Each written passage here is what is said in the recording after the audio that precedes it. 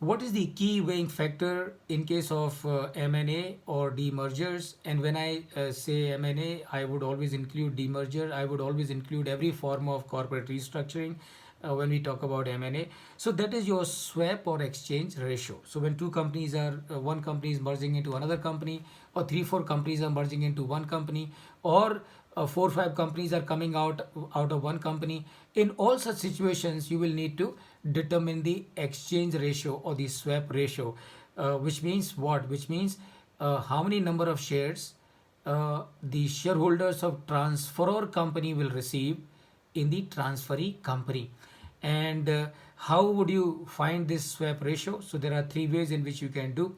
You can use the earning per share, or you can use the market price per share, or you can use the book value per share. How would you use the earning per share for finding out the swap ratio? So earning per share of the selling company divided by the earning per share of the acquiring company, and that will give you the swap ratio between the transferor company and the transferee company. Likewise, in case of market price per share, how would you find out the swap ratio? So you take the market price of the share of the selling company and divide it by the market price of the share of the acquiring company, and that will give you the swap ratio of based on the market price per share. You can also find out the swap ratio based on the book value per share. And how do you do it?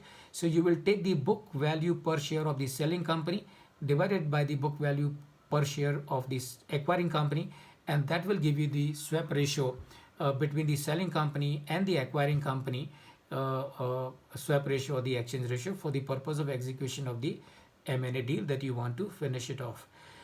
Now, what are the merits or the demerits? So the merits, of course, is in case of earning per share, the advantage is it reflects the earning power of the business, and the market price per share, the merit is it reflects the market force also, and the advantage with the book value per share, it gives an idea as to what can be the minimum swap ratio. So the book value basis will give you the minimum swap ratio that has to be there in any case.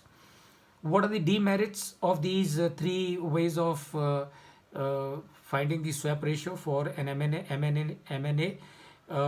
Number one, for the in case of earning per share, it doesn't take into account the growth rate. Remember, two companies, you are taking the earning per share is fine, but the two companies may have different growth rates. So obviously, a company having a higher growth rate going forward will generate more value than the company which is having a lower growth rate. This aspect is ignored in case of the earning per share method for the swap ratio.